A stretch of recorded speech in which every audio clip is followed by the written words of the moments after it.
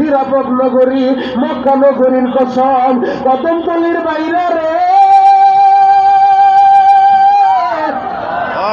চারটা কসম কইরা আমার আল্লাহ জানা দেয়, লাকাদ খলাকনাল ইনসানা ফি আহসানি তাকওয়িম। আমি আল্লাহ মানুষের সুন্দর অবয়বে বানাইছি, সুন্দর আকৃতি দিয়া বানাইছি। আজ থেকে ১,৫০০ বছর আগে আল্লাহ কোরআন নাজিল করছে।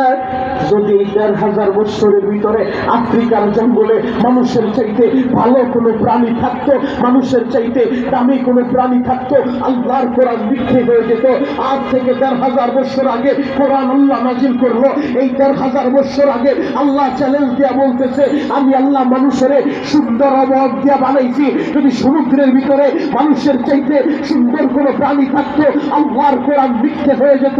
তার মানে বোঝা যায় এই ১,৫০০ বছরের ভিতরে আজও পর্যন্ত, এখনো পর্যন্ত কেউ প্রমাণ করতে পারে নাই আফ্রিকার জঙ্গলেও মানুষের চাইতে সুন্দর কোনো প্রাণী নাই, সুন্দরবনের ভিতরে মানুষের চাইতে সুন্দর কোনো প্রাণী নাই, সমুদ্রের ভিতরে মানুষের চাইতে সুন্দর কোনো প্রাণী নাই। কারণ আমার আল্লাহ এই মানুষের সুন্দর করে বানাইছে। আল্লাহু আকবার, আরো জোরে বলেন আল্লাহু আকবার।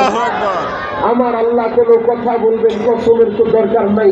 এরপর আল্লাহ ৪টা কসম করলেন, একটা ২টা কসম না, ৪টা কসম করলেন। ওয়াত-তিনি ওয়াজ-যাইতুন ওয়া তুরি সিনিন ওয়া হাযাল বালাদিল আমিন। ৪টা কসম করে বলতেছে।